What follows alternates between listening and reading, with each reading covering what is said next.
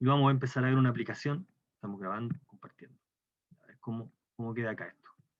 A ver, entonces, hice algunas correcciones en la presentación de ayer, algunos detalles que encontramos. Voy a mandarle en el transcurso del día el apunte totalmente corregido, ya para que lo tengan ahí y lo puedan volver a mirar. La idea es que lo vuelvan a mirar junto con la clase y vayan comprobando los cálculos. Bien, entonces habíamos quedado acá. Esta es la presentación modificada. Aquí encontré un error de cálculo. Fíjate que si nosotros queremos calcular, usando la regla de la cadena para calcular, a ver, tenemos la situación que una fórmula depende de dos variables, y a su vez esas dos variables dependen de otras dos. Entonces podemos calcular la derivada parcial de la función respecto de las últimas variables. Y para eso podemos usar la regla de la cadena que se está indicando acá, en una versión bastante didáctica. Y el cálculo pasa por calcular unas derivadas parciales de las variables intermedias. Por ahí va el cálculo. Entonces, lo que hacemos es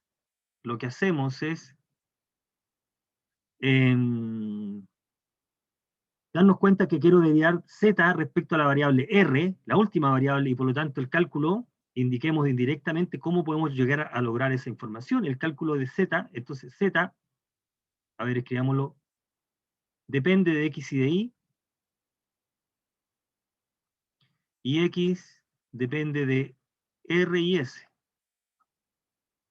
Y depende de r y s. Y por lo tanto tú puedes calcular la derivada parcial de z respecto a una de las variables finales, r y s. Las variables x e y entonces son consideradas de alguna manera como intermedias. ¿Cómo aplicamos la regla de la cadena para hacer este cálculo? Este problema se puede resolver sin usar la regla de la cadena, voy a hacer el comentario final. Pero usando la regla de la cadena, el cálculo pasa de esta manera. La derivada respecto a r pasa por derivadas parciales de z respecto a x por de x respecto a r más s más tal sigue, porque esta expresión del lado derecho es obtenida como el producto de dos matrices, así que ahí se está utilizando la operatoria de matrices de z de i por de i de r. Bueno, nosotros vamos a calcular cada uno de estos números, calculando previamente cada una de estas expresiones, cada una de estas derivadas parciales, y evaluando para los valores de r y s establecidos. Y obtener esos cuatro números y hacer el cálculo. Entonces, en el cálculo de las derivadas parciales indica, necesitamos calcular de z de x, de z de y, aquí están los cálculos. Necesitamos calcular de x a de r y de y a de r, de x a de r, de y a de r, muy bien. Y ahora podríamos entonces, para usar la fórmula, podemos eficientemente calcular los valores de las derivadas parciales cuando r es 0 y s es 1. Bueno, cuando r es 0 y s es 1, obtenemos de inmediato estos valores de x a de r y de y a de r, que en este caso son 0 y 1. ¿Y cómo podemos usar los valores de r y de s explícitos para encontrar las derivadas de z de x y de z de y? Bueno, tenemos que volver entonces a la dependencia de x e y respecto de las variables r y s. Con r es 0 y s es 1, obtenemos los valores de x y los valores de y. En este caso es 0 y menos 2. Y ahora con estos dos valores de x e y podemos reemplazar en las derivadas parciales de z respecto a x y a y. Y obtenemos los números que ahí aparecen. De z de x vale 432 y de z de y vale 324. Por lo tanto, ahora que tenemos los cuatro números, podemos hacer el cálculo del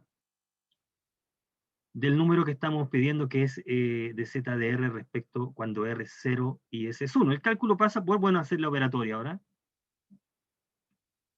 Ahí, 324. Y no era menos 81, yo me había equivocado ayer, ahí está la corrección. Ese número se vuelve a obtener si nosotros hacemos el cálculo directo. ¿Qué se refiere a hacer el cálculo directo? Bueno, si z depende de x y de y, y Z y X e Y dependen de R y de S, entonces Z depende de R y de S. Y podemos obtener explícitamente, o sea, concretamente cuál es la fórmula. Bueno, y la fórmula es esta.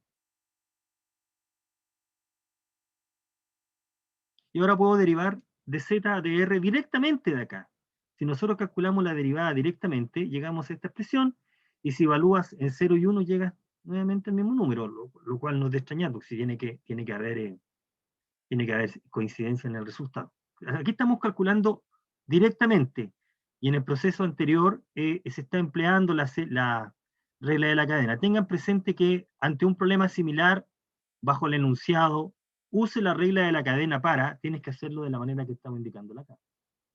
Lo que tú podrías hacer es el cálculo aparte para comprobar que el cálculo que hiciste anterior coincide con este. Esta es una manera de comprobar que hicimos bien el cálculo. ¿Okay? Aquí vamos a hacer exactamente lo mismo. W es una fórmula que depende de X, de Y y de Z. Y ahora X y Z dependen de R y de S. Este es con. X, Y y Z dependen de las variables R y S. Así que queremos calcular la derivada parcial de omega respecto a S cuando R es 1 y S es menos 1.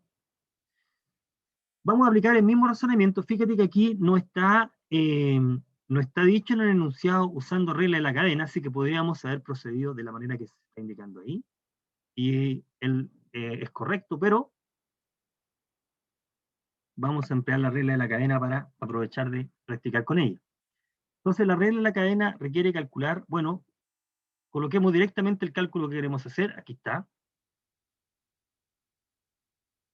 La derivada parcial de omega respecto a la variable S es de omega de x a de s más la derivada de w respecto a y, de y a de s más, otro error de tipeo aquí, error de tipeo, z. Pero este venía, espérate, es z ahí, tengo que arreglar, ya, de z, de omega de z a de, no, este es un error de tipeo, es de z a de s. Ahí está la suma. Entonces vamos a hacer los cálculos de las derivadas que aparecen, las derivadas parciales de w respecto a x, y, z, y x, y, y z derivadas respecto a x y a y, a s en este caso. Bueno, calculamos las derivadas parciales de omega, de w, perdón, no sé por qué, de w respecto a x, a y y a z. Ahí están. Fíjate que estas derivadas parciales dependen de x, y, y z, y por lo tanto dependen también de R y S, porque por la dependencia de X, Y y Z. No hay que olvidarse de eso. Las derivadas respecto a S para X, Y y Z son las que aparecen ahí. Y como en el ejemplo anterior, vamos a encontrar los números con estos valores de R y S. Bueno, con R y S, X es menos 1, Y vale menos 3 y Z es 0. Con R y S. Claro, R vale menos 1, y S vale menos 1, Z es 0 ahí, perfecto. Entonces ahora vamos a ocupar la información con este X, con este valor de X, con este valor de Y, con este valor de Z, podemos encontrar estos números. Y es lo que estamos reemplazando ahí. La derivada de omega respecto a X, aquí recordar que estamos haciendo el cálculo de omega respecto a X, evaluado en qué puntos. En el punto de coordenada menos 1, menos 3, 0. Y eso es menos 11, de acuerdo con el cálculo, por e elevado a 9.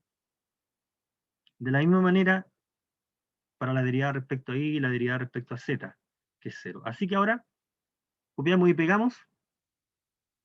Copiamos y pegamos la información.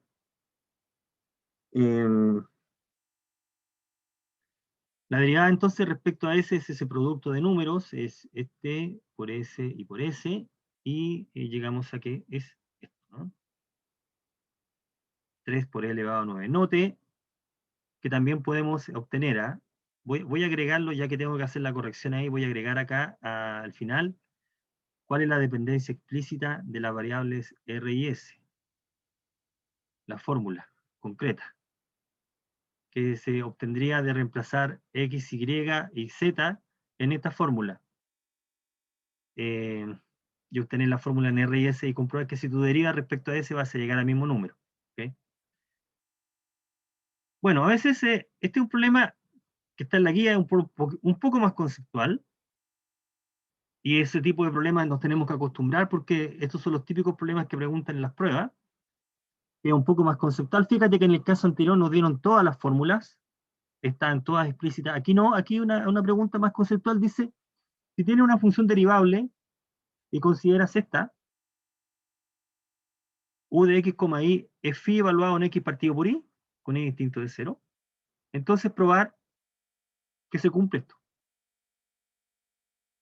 X por la derivada respecto a u, más y por la derivada de u respecto a x, más y de u por la derivada respecto a y es 0. Probar. Entonces la estrategia es darnos cuenta, bueno, se ve que u es una composición, ¿correcto? U es una composición. Aquí estoy para hacerlo bastante más aterrizado. Llamemos a x, a la fórmula x partido por y h. Ahí. Llamémosla h. Entonces, si nosotros derivamos respecto a x y respecto a y, llegamos a esta expresión. Y aquí entonces está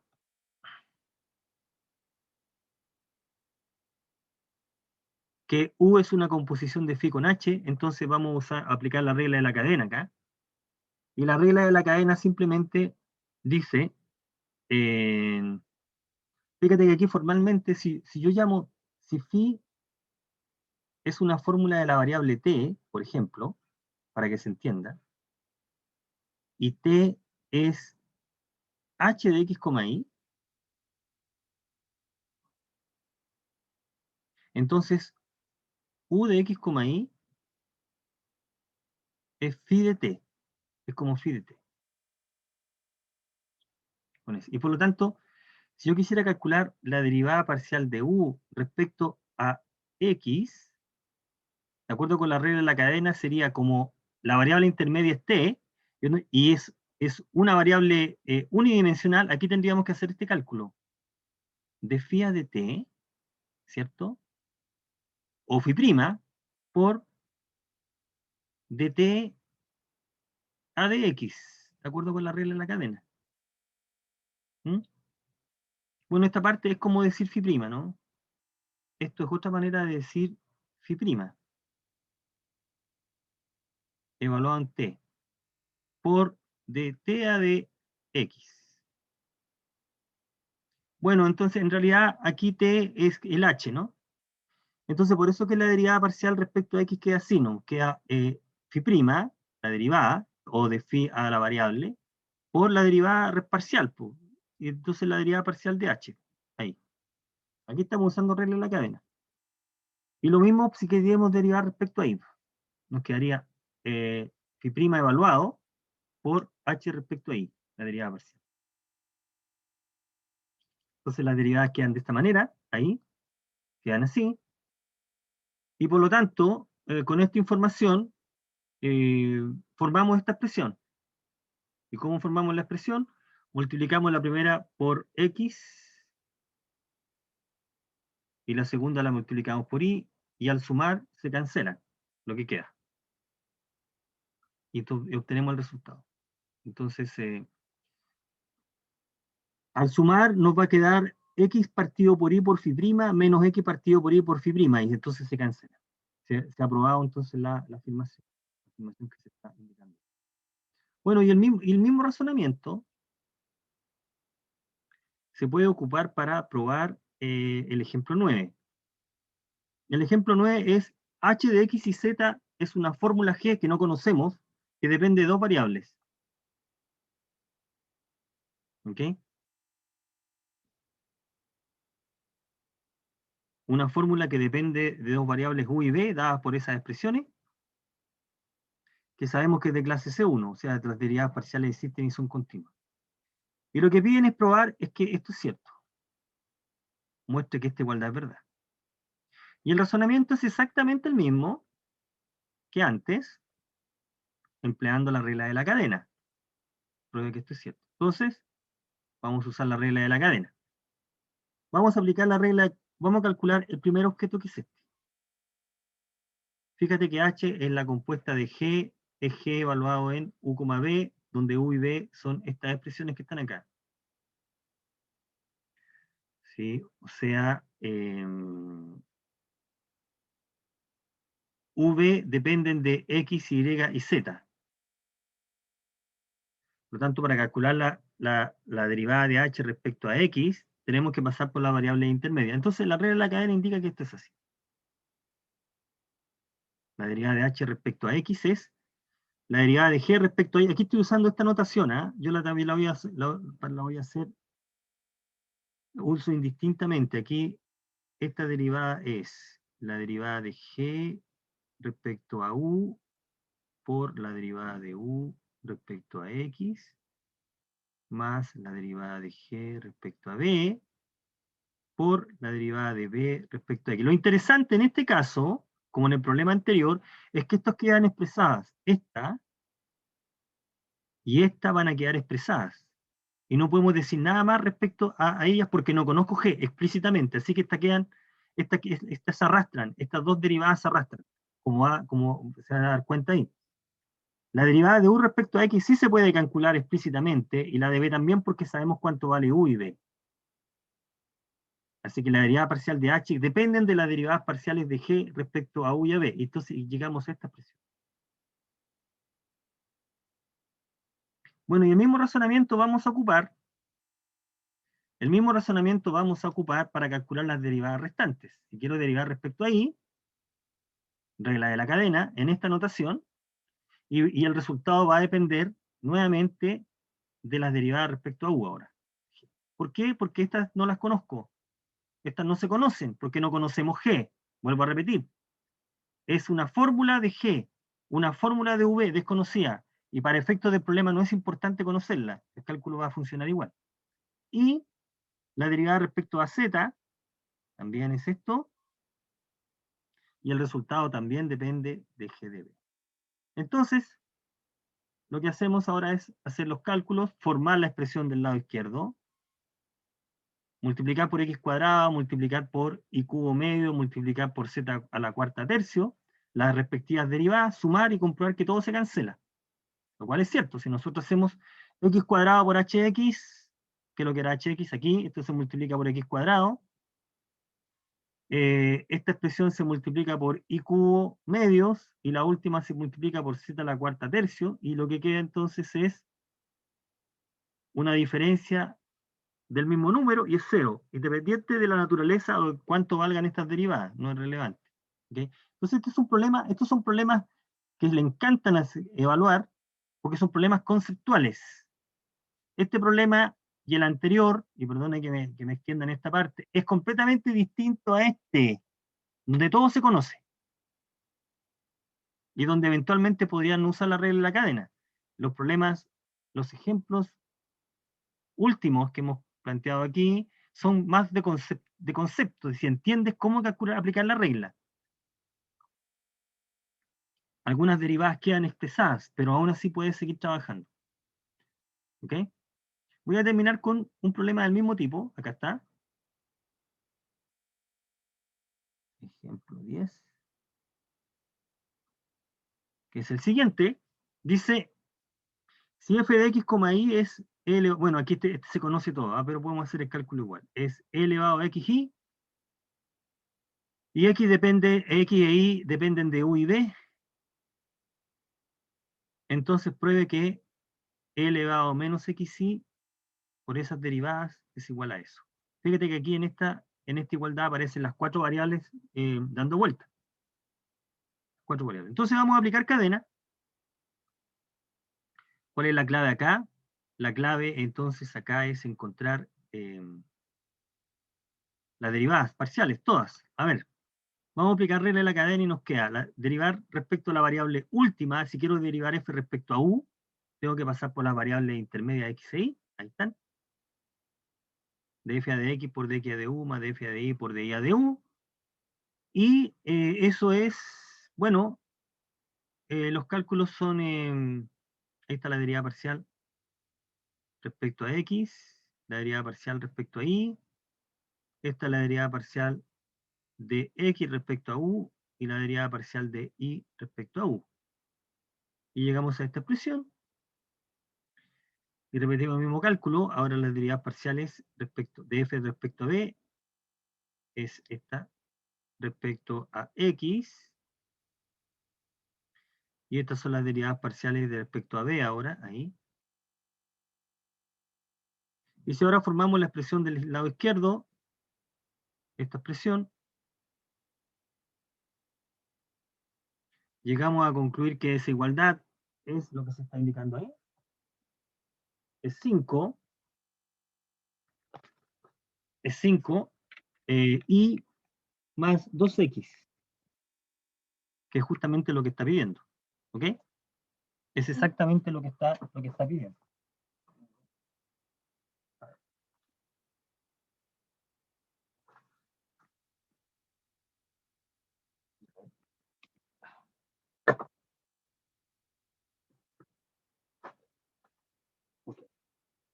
Bueno, aquí tenemos entonces la regla de la cadena. Ya hemos, con estos ejemplos, más los que ustedes pueden encontrar en la guía, para que puedan practicar lo que es la regla de la cadena. Les voy a enviar este documento transcurso de la tarde. Vamos a empezar a estudiar ahora una aplicación de la regla de la cadena y saldar una deuda que uno tiene en el aprendizaje de cálculo 1, que es lo que tiene relación con derivar implícitamente. Voy a colocarlo acá. ¿Ya? Con lo que es derivar implícitamente. Vamos a estudiar el teorema de la función implícita. Esto es un tema que uno lo aprendió en cálculo 1 y que ocupó a partir de ahí en adelante como algo que tenía que ocurrir, que tenía que ser. Y vamos ahora, tenemos toda la herramienta para justificar por qué funciona. Alguien quizás se preguntó por qué se aplicaban las derivadas de esta manera, o por qué funcionaba el método, por qué siempre se podía despejar y prima al derivar implícitamente, por qué funcionaba. Bueno, recordemos entonces a qué nos estamos refiriendo. Mira, la regla de la cadena va a ser fundamental aquí para mostrar lo que nosotros queremos hacer. Entonces, respecto a las funciones implícitas, recordemos en el plano lo siguiente. Si tú tienes una ecuación en el plano, una fórmula de las variables x e y, o en dos variables en general, no importa si son x e y, entonces a veces tú puedes despejar una variable en términos de la otra. A veces sí y a veces no. Si tú puedes despejar, entonces tú expresas una variable explícitamente en términos de la otra, es decir, estás viendo la dependencia. Y es una fórmula conocida de la otra, de x, o x es una fórmula conocida de y. Pensemos en el caso que y es una fórmula conocida de x. Es una fórmula explícita. Si esa fórmula tiene derivada, la puedes derivar, si no hay ningún inconveniente. Pero muchas veces no puedes despejar. Bueno, a veces se puede despejar y en esta ecuación en una o varias funciones. Es importante tener presente que puede haber más de un despeje, y el ejemplo clásico, el ejemplo sencillo muy elemental, es que de acá tú puedes despejar y, por supuesto, el y es 1 menos x medio, o sea, es una fórmula de x. Tú estás viendo, es una dependencia explícita y es una fórmula que depende de x. Y también tú tienes el ejemplo clásico de que también puedo despejar acá, o bien para ponerlo en contexto de la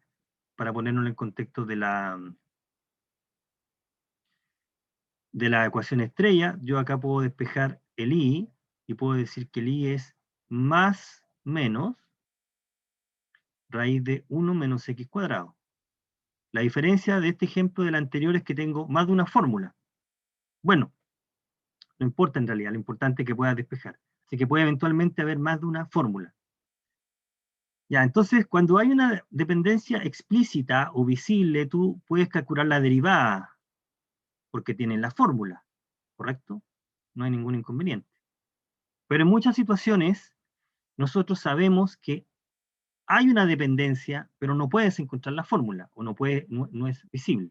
Bueno, se dice que entonces hay una conexión implícita, tácita, entre las variables, que no es posible exteriorizar o poner en evidencia, pero existe. ¿Sí? Entonces, uno puede hallar la derivada sin conocer la fórmula. Todo esto es lo que aprendimos en cálculo 1, derivando, aplicando lo que se entiende por derivación implícita. Y la esencia es que tú asumes de que y es una fórmula de x, estamos recordando, ¿sí? Y que esa fórmula se puede derivar. Estamos asumiendo que la función, que la dependencia es derivable. Y el cálculo de la derivada es lo que se entiende como derivación implícita. Entonces, recordemos con un ejemplo lo que aprendimos en cálculo 1. Dice, bueno, en cálculo 1 dicen, la siguiente relación define ahí como una función de x, entonces encuentre y prima, o encuentre de y a de x. Entonces lo que uno hace es a ambos lados derivar respecto a la variable x. Aquí recuerde que y es una fórmula que tiene que ver con x, por lo tanto la regla de la derivación tienen que tomar en cuenta eso. Si derivamos respecto a x, la derivada de x es 1. Si derivamos seno de y respecto a x, nosotros sabemos que hay una composición entre el seno y la función y, así que aquí aplicamos regla de la cadena. La derivada de seno de y es coseno de y por la derivada de lo que está dentro, y aquí nos aparece y prima. Y en el lado derecho estamos derivando un producto de una función conocida x por una desconocida y, entonces nuevamente queda la regla del producto, y ahí está. Y la técnica dice, la teoría dice que puedes despejar y prima, despejaste y prima. Ahí está, ¿no? Entonces la parte que queda siempre en el aire es cómo sabes que hay una dependencia que ahí depende de x. ¿Qué te da derecho a asumir que y es una fórmula de x? Bueno, eso es lo que vamos a justificar ahora. Y vamos a volver a revisitar este cálculo. ¿Ok? Entonces, el teorema de la función implícita en su variable unidimensional garantiza que efectivamente la derivación implícita que aprendió efectivamente es válida y se puede hacer. Dice cuándo se puede, dice cuándo hay garantía. Entonces el resultado es el siguiente. Mira. Un poco más grande acá. ¿Qué es el teorema de la función implícita? Considera una función definida de un conjunto abierto. Recuerde que este abierto puede ser pensado como un disco grande, un abierto, a valores reales. Dice, escojamos un punto donde este es 0. ¿Ok? Un punto donde la imagen es 0. Supóngase que si nosotros derivamos parcialmente la función f, esta función es de clase C1, ¿eh? O sea, las derivadas parciales existen y son continuas en todo el conjunto A.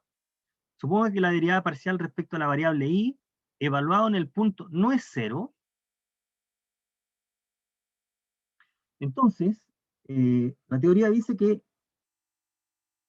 es posible, la variable y va a depender de la variable x. Para ser más concreto, este conjunto no es el mismo, le voy a colocar C. Voy a colocarle D a este conjunto mejor. Aquí hay un error de tipeo. Llamemos D el abierto. D es el abierto D y este es D. Ya, entonces existe un abierto A de R con X1 perteneciente a y un abierto B con Y1 perteneciente a B. Esencialmente lo que está diciendo acá, existe una función que lleva X1 en Y1 y tal que para todo X en A esta igualdad se cumple. ¿Ya? Entonces lo que está, fíjate que el Y es f de X.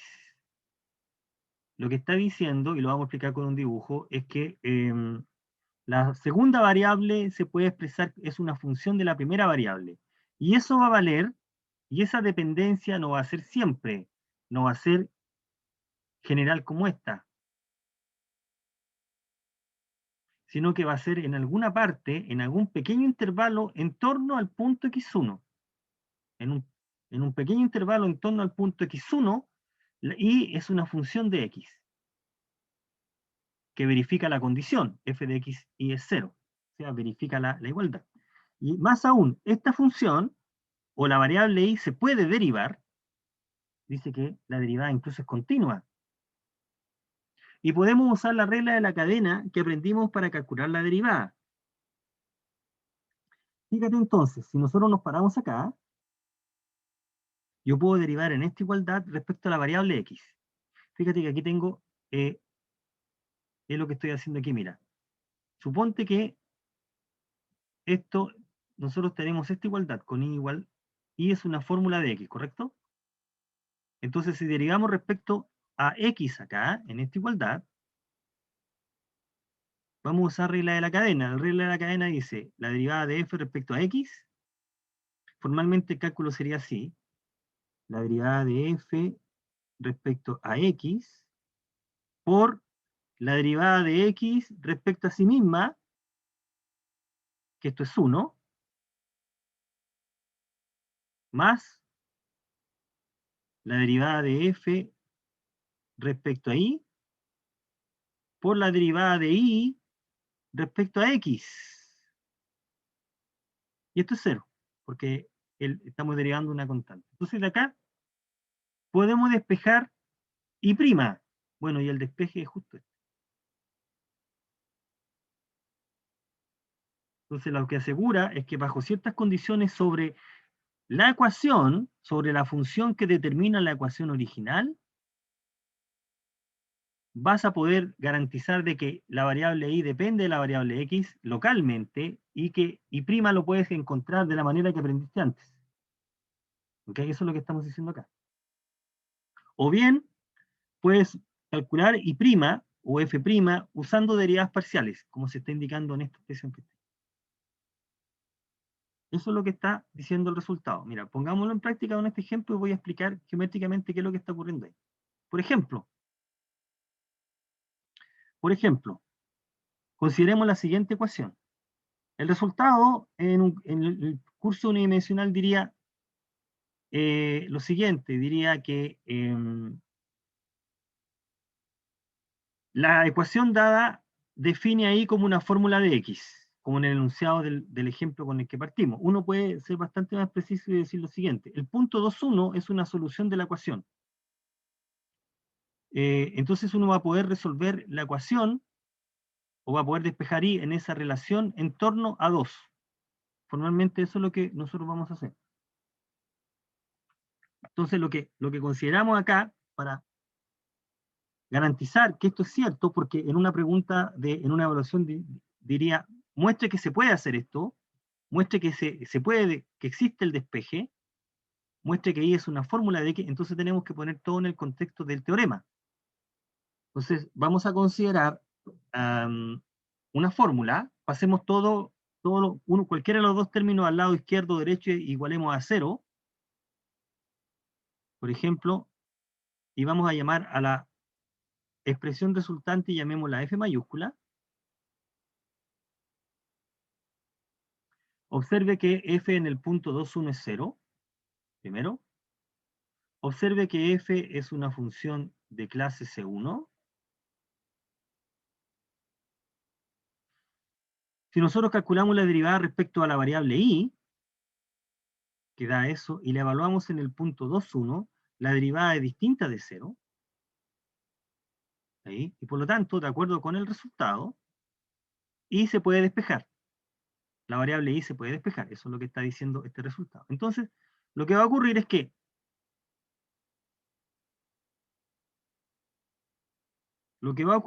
en esta igualdad,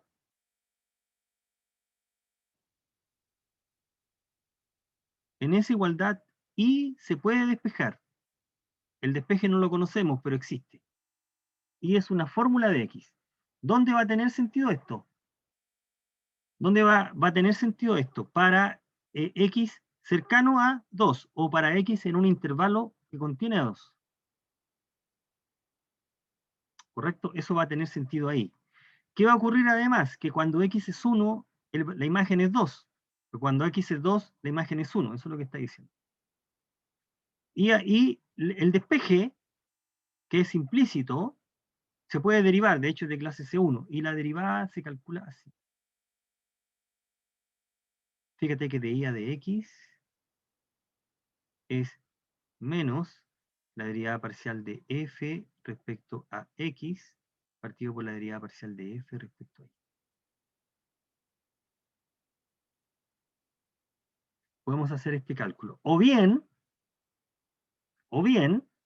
puedes llegar al mismo cálculo si aplicas la técnica de derivación implícita que aprendimos en cálculo 1 y que recordamos al principio. Si tú en la igualdad y cuadrado menos y cubo menos x cubo más 4x igual 0 se deriva respecto a x, recordando que ahí es una fórmula de x, vamos también a llegar a exactamente el mismo resultado, a este. Exactamente lo mismo. Y es importante tener presente que esta manipulación la vamos a volver a ocupar con bastante frecuencia. Llegamos entonces a esta dependencia. ¿Okay? Eso es lo que está ocurriendo. A ver, voy a detenerme acá porque quiero contar, agreguemos una página. A ver, ¿qué es lo que está diciendo el teorema de la función implícita? ¿Qué es lo que dice el teorema de la función implícita? Seguramente esto se lo contaron a ustedes en cálculo 1. Cuando uno tiene una función en dos variables, una ecuación de ese tipo, esto generalmente determina una curva en R2. ¿Correcto? Entonces, pensemos en una curva. Puede ser una curva cerrada. No sé. Ahí, por ejemplo. Ya, suponte que este es el X6. Este es el plano. Ya, todos los puntos que están en la curva, todos los pares X, Y verifican esta igualdad. Son los puntos que verifican esta condición. Entonces, si nosotros miramos la curva completa, no es gráfica de una función de I igual G de X. ¿Por qué? Porque nosotros sabemos que si nosotros nos paramos en un X y trazamos una línea, entonces intersecta en muchas partes, al menos, y entonces no puede ser gráfica porque a un X le estamos asociando más de un valor. Así que esta gráfica no es de una función. Sin embargo, nosotros podemos quedarnos con parte de la curva, y parte de la curva sí es gráfica. Por ejemplo, si me paro en este punto, yo puedo quedarme con este pedazo, y este pedazo si ese pedazo que está en rojo sí es gráfica de una función. También puedo hacerlo ahí, ¿no? Si me paro en este punto, yo puedo considerar ese pedazo, y ese pedazo sí corresponde a la gráfica de una función. Entonces, lo que está en azul es I igual a alguna función de X. Fíjate que este es un pedazo de la curva. Entonces, como es un pedazo de la curva, esa dependencia de Y con X vale en una parte, no en todo el dominio. Entonces, lo que uno tiene naturalmente, que existirá por acá un pequeño intervalo, y de conjunto de valores, y existirá por acá otro intervalo, J, por ejemplo, de tal manera que todos estos puntos, ¿sí? La gráfica, ¿no? Por lo tanto, en una parte de la curva son gráficas. Y eso lo podría hacer siempre, excepto aquí. Fíjate que si yo me paro acá, en ese punto, por muy pequeño que yo considere la curva, voy a hacer un zoom acá, voy a hacer un acercamiento de esto, ahí.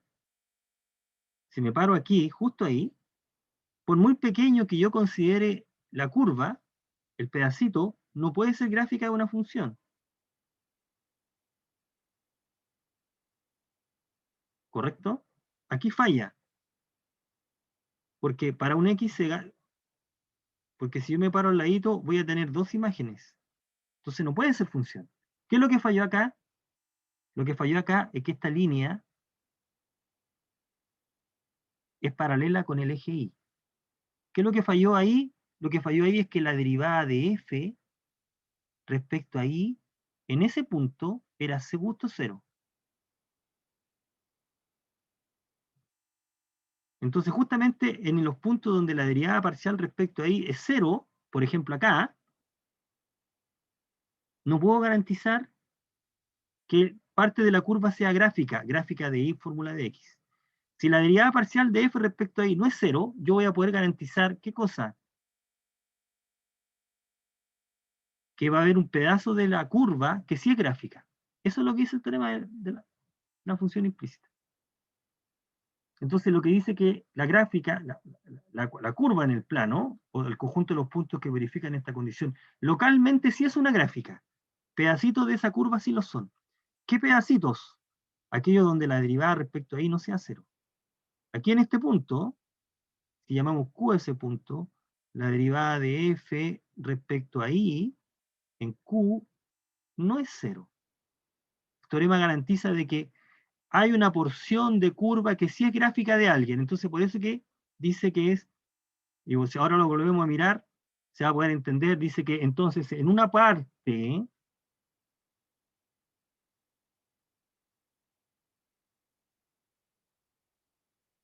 existe un pequeño intervalo en torno a este punto y otro intervalo en torno a ese punto, de tal manera que hay una función que conecta A con B, que lleva x1 y y1, y cuya gráfica está dentro de la curva. O sea, la curva, un pedazo de curva es gráfica. Esta parte, y perdona que me vuelva extremadamente latero, esta parte es gráfica de alguien, de igual f de x. Es eso lo que estamos diciendo. Entonces este teorema garantiza que efectivamente eso pasa. ¿Dónde pasa? Ahí, para esos puntos. ¿Ok? Eso es lo que está ocurriendo. Esa función, cuya gráfica, cuyo pedazo de gráfica es ese pedazo de curva, se puede derivar y la derivada se calcula así. Es eso. Entonces, ese es el teorema de la función implícita. Ahora, lo interesante es que esto también se puede hacer para más variables, que es la parte que vamos a empezar a introducir ahora. Y la demostración es bastante más rebuscada. También la del caso unidimensional es un poco delicada, pero la idea es que ahora tú tienes, fíjate que el ingrediente inicial acá era que la función, tú tenías una curva, f de x, y es 0. Aquí esencialmente lo que teníamos era esto. Fíjate que f iba de R2 a valores reales, ahí. Y ahora, ¿qué pasa si ahora no va a R, sino que va a otro sistema, a otras más coordenadas? Podemos hacer un razonamiento muy parecido. O sea, va a haber un resultado muy, muy parecido. Parecido conceptualmente, la escritura es un poco más, más pesada, pero esencialmente es lo mismo. Dice, lo que nosotros queremos hacer ahora es, porque lo que antes teníamos era una sola ecuación, fíjate que esto era una ecuación, esto es una ecuación en realidad, y aquí en esta ecuación estamos despejando y, ¿correcto? Localmente. En esta igualdad se despeja y es una fórmula de x, así que esencialmente lo que estamos haciendo acá es despejar y de esa relación. Con la diferencia es que el y no lo conozco, pero existe el despeje. Bueno, ¿queremos hacer lo mismo en más variables? Entonces, si consideramos un sistema de ecuaciones, ahora más de una ecuación, varias, entonces lo que queremos hacer es si podemos despejar algunas variables en términos de las otras. Por ejemplo, estas semivariables en términos de las n anteriores. Si queremos hacer ese despeje. ¿Ya?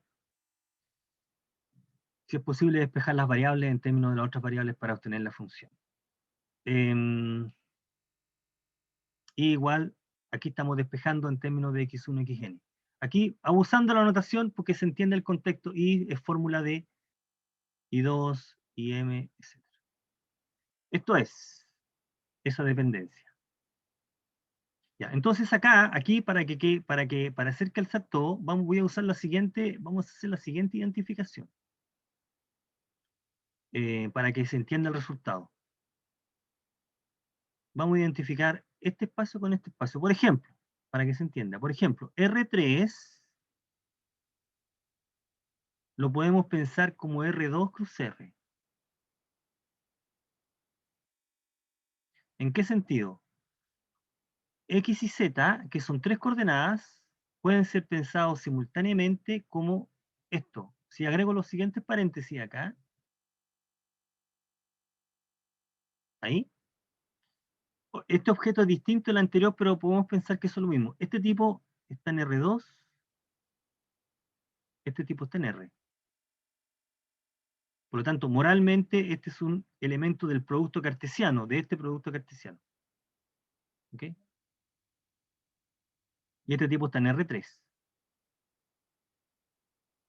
Entonces, esta identificación va a resultar útil para lo que vamos a empezar a trabajar. Si nosotros tenemos esto en mente, que va a tener sentido decir que la última coordenada, nosotros queremos decir que la última coordenada es una función de las anteriores.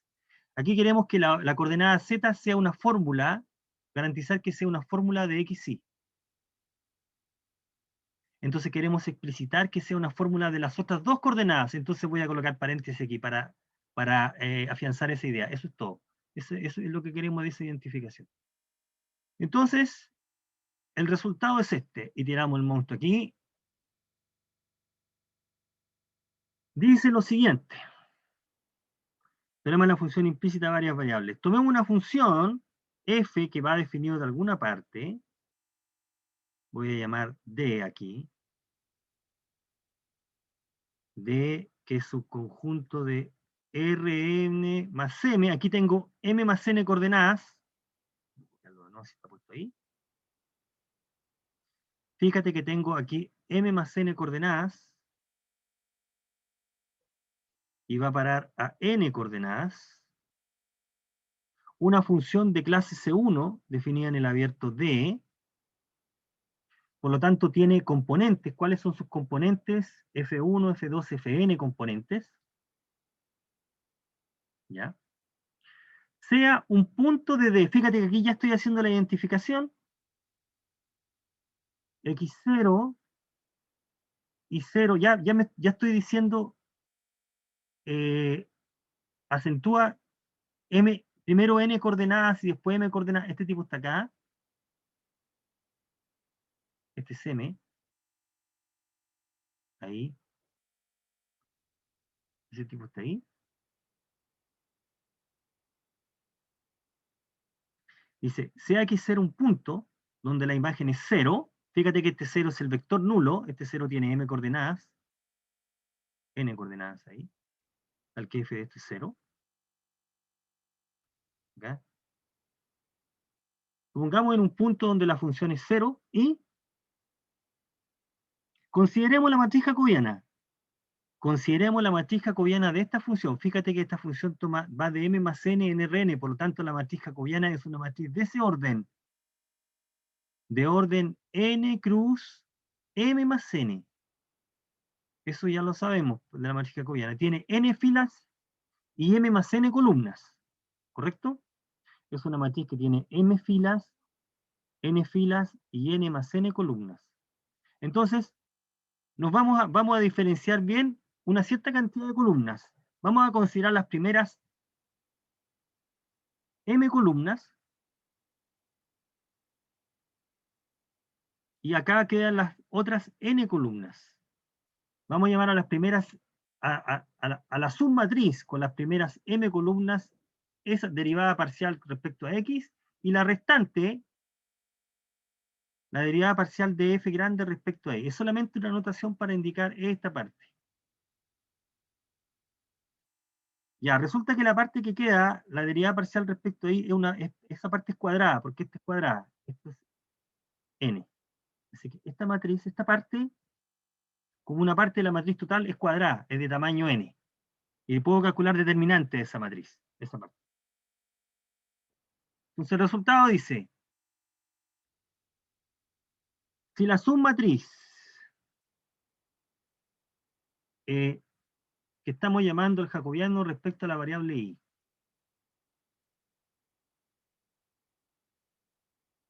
tiene determinante distinto de 0, entonces lo que va a ocurrir es que las últimas n coordenadas en esta igualdad. Estas son m coordenadas y estas son n coordenadas, se pueden expresar en términos de las primeras m.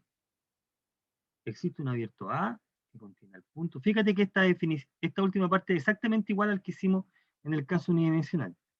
Y existe una función de clase C1 que lleva x0 ni 0 y que verifica esto. O sea, la generalización es la misma. Entonces, comparémoslo con el primer resultado. El primer resultado dice simplemente si tú la derivada parcial respecto a la variable y. Bueno, esto es lo que, esta parte, también hay una versión en más coordenada de lo mismo. ¿Cuál sería derivada parcial respecto a y en este contexto? Sería esta parte de la matriz jacobiana. De la matriz jacobiana te quedas con la mitad cuadrada de la derecha. Esa se llama de f a de i, o el jacobiano respecto a las variables i. Son las derivadas solamente respecto a las variables, a las últimas n variables. Si ese número es cero, pero bueno, pero esa es una matriz, ¿cómo va a ser cero? ¿Cómo va a ser un número? Bueno, calcula el determinante.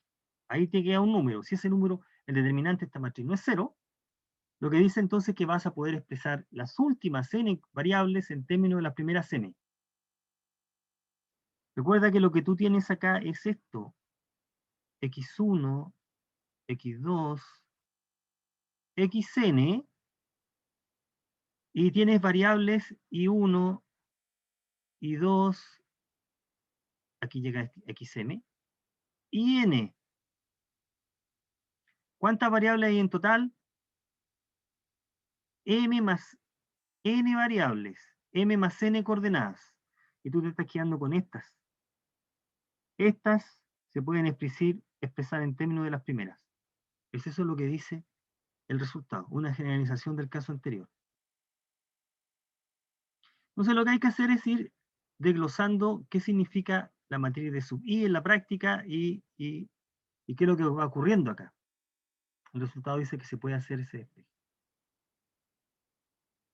Entonces, una manera de resumir lo anterior sería, si nosotros tenemos la siguiente ecuación, esta ecuación,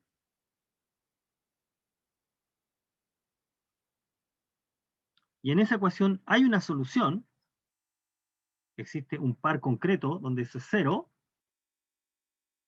y se cumple la condición sobre el jacobiano, entonces puedes expresar y vector en términos de x vector, eso es lo que está diciendo. Para x. Ahora, ¿qué propiedad tiene? Bueno, esta función es de clase C1, o sea, todas las derivadas existen. Recordad que f es una función vectorial, f minúscula. Ese despeje, esa expresión va a cumplir la condición. Claro, aquí esta igualdad significa que tú en la ecuación estrella pudiste despejar el i, la segunda variable queda en función de la primera, para todo x en a, y f de x0 y 0, hay una única función con esa propiedad. Eso es lo que está indicando. Ahora, hinquémosle el diente a qué significa la condición que sea distinto de cero, determinante. ¿El determinante de quién? Veamos, mira. Como para ir cerrando, vamos a retomar desde acá. A ver, recuerda que tu función tiene estas componentes. ¿Correcto? Hay m componentes porque va de este conjunto, repitámoslos una vez más, va a Rn. Es n, ¿ah? Sorry, este es n. Este que tengo que cambiar. Este es n. N. ¿Ok? Es n. Ya. Y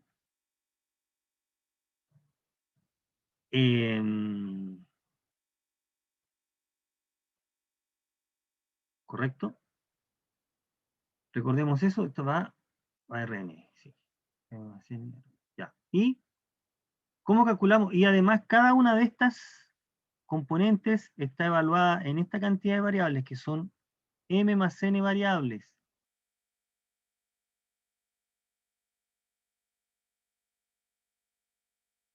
aquí es M, siempre se me olvida aquí, M.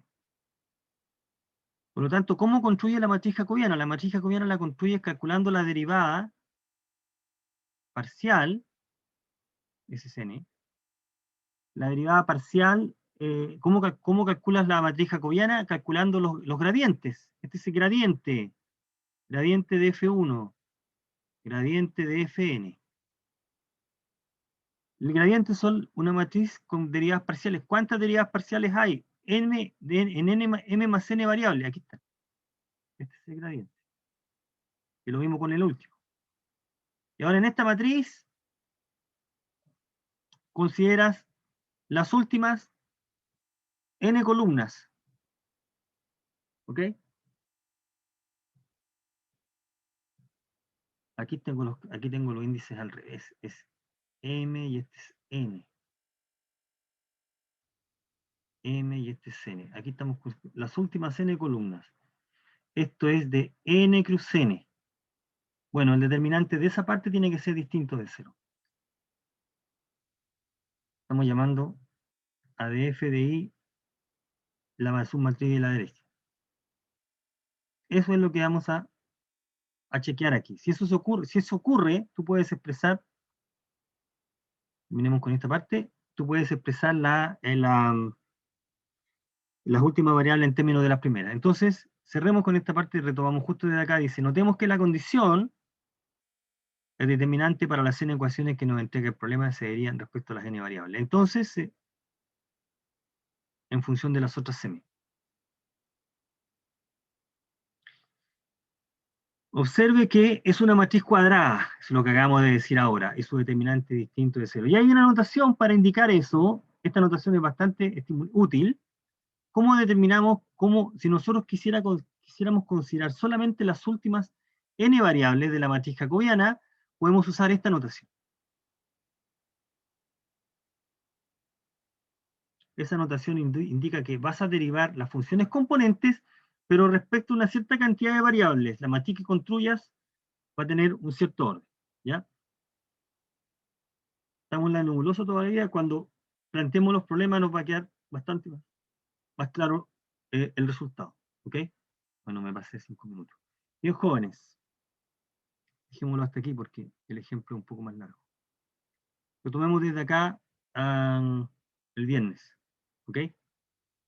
Lo tomemos desde acá el viernes. Entonces, aquí hay que darse cuenta